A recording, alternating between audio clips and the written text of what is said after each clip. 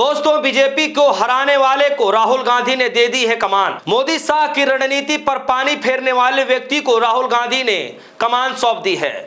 जिस शख्स ने सालों तक बीजेपी के ऑपरेशन लोटस को बार बार फेल किया, जिस नेता को कांग्रेस का संकट मोचन कहा जाता रहा है, जिस आदमी ने हर मुश्किल वक्त में पार्टी को टूटने से बचाया है, जिस नेता पर ईडी की रेड हुई, जो नेता तिहाड़ जेल तक गया, आज वही नेता कर्नाटक की सत्ता की कुर्सी तक पहुंच गया है। जी हां दोस्तों, आज उसी डीके शिव कुमार को कर्नाटक की कमान सौंप दी गई है। दोस्तों, ये बड़ी खबर है। और जिस शख्स ने सालों तक बीजेपी के ऑपरेशन लोटस को बार बार फेल किया है, जिस नेता ने कांग्रेस को संकट मोचन के तौर पर कहा जाता है, जिस आदमी हर मुश्किल वक्त में कांग्रेस पार्टी को टूटने से बचाया, उसी डीके शिव कुमार को कर्नाटक की आज कमान सौंप दी गई है। दोस्तों, आज भारतीय जनता पार्टी खेमे में हड़कंप मच गया होगा।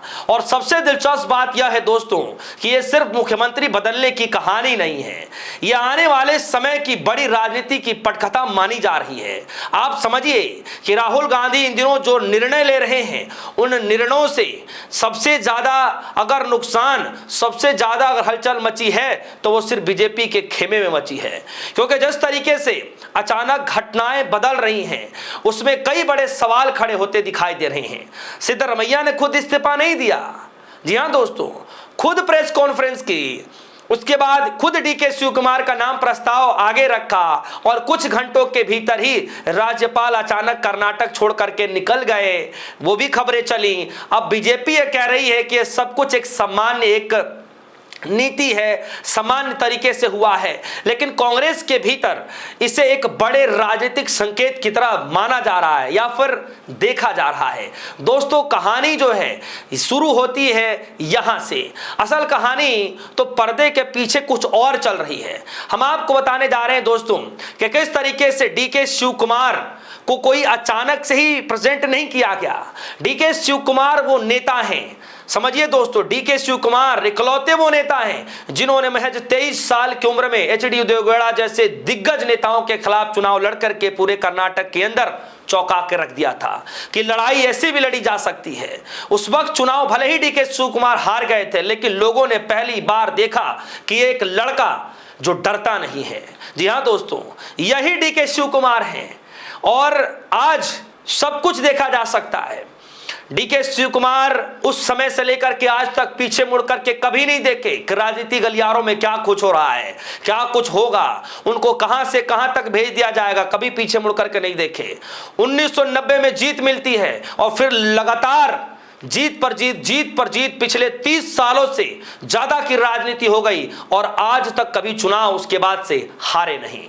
दोस्तों, कनकपुरा की चट्टान, एक कहावत कही जाती है कि डीके शिव कुमार को लेकर के कि ये कनकपुरा के चट्टान हैं, यानी रॉक ऑफ कनकपुरा। यानी कहा यह जाता है कि इनका नाम यूं ही नहीं मिला है, ये नाम रॉक ऑफ कनकपुरा, ये नाम उन्होंने खुद बनाया है, यानी डीके शिव कुमार ने खुद बनाया है। दोस्तों, राजनीति में सब कुछ भाषणों से नेता नहीं बनते हैं। कुछ नेता टीवी स्टूडियो से भले बन जाते हैं, लेकिन डीके शिव कुमार मैदान से लेकर के आज तक जो लड़ाई लड़े हैं उसके बलबूते नेता बने हैं। जब जब कांग्रेस पार्टी संकट में आई है, तब तब डीके शिव कुमार आगे आकर के कांग्रेस पार्टी को संजीवनी बूटी देते रहे हैं। अब जरा वो किस्से याद कीजिए जिन्होंने कांग्रेस के आला कमान का सबसे भरोसामंद नेता बना दिया। 2017 दोस्तों याद है आप सभी को, जो गुजरात में राज्यसभा का चुनाव, यानी गुजरात राज्यसभा का चुनाव, अमित शाह मैदान में थे, स्मृति ईरानी मैदान में थी और कांग्रेस की तरफ से अहमद पटेल की साख दांव पर लग गई थी। याद है वो आपको खबर? पूरी बीजेपी ताकत लगा चुकी थी, कांग्रेस के विधायक टूट रहे थे, ऑपरेशन लोटस अपने चरम पर था, लेकिन तभी एंट्री होती है डीके शिव कुमार की और डीके शिव कुमार की एंट्री होती है दोस्तों कांग्रेस विधायकों की बेंगलोर में रिजॉर्ट शिफ्ट किया जाता है, खुद पहरा देते हुए नजर आए, मोबाइल तक जमा करवा लिए गए, आईटी रेड हुई, ईडी का दबाव आया, लेकिन डीके शिव कुमार पीछे नहीं हटे और आखिरकार क्या हुआ?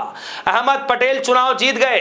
यहीं से दिल्ली में एक मैसेज गया और पार्टी को बचाया जा रहा है, इस तरीके का मैसेज जब भेजा गया तो डीके शिव कुमार को आगे करना पड़ा। यानी डीके शिव कुमार अपनी मजबूती के लिए, अपनी रणनीति के लिए, भारतीय जनता पार्टी के मंसूबों पर पानी फेरने के लिए ईडी आईटी जैसी जो कह लीजिए कि जो सरकार की तरफ से कार्रवाई की जाती है, उन सभी कार्रवाइयों से आगे जाकर के, ऑपरेशन लोटस के आगे जाकर के डीके शिव कुमार ने अपना नाम कमाया और आज वही डीके शिव कुमार पर राहुल गांधी ने भरोसा जता दिया है। जी हां दोस्तों, सोचिए, और कहानी यही खत्म नहीं होती है। महाराष्ट्र में भी कुछ ऐसा ही समय आया था, याद है आपको, जब शिवसेना, कांग्रेस और एनसीपी की सरकारें बनने वाली थी, तब भी पर्दे के पीछे डीके शिव कुमार ही एक्टिव थे। उसके बाद झारखंड, हरियाणा, हिमाचल, जहां जहां सरकारें गिरने खतरा हुआ, वहां वहां सिर्फ और सिर्फ डीके शिव कुमार ही पहुंचते हुए नजर आए थे।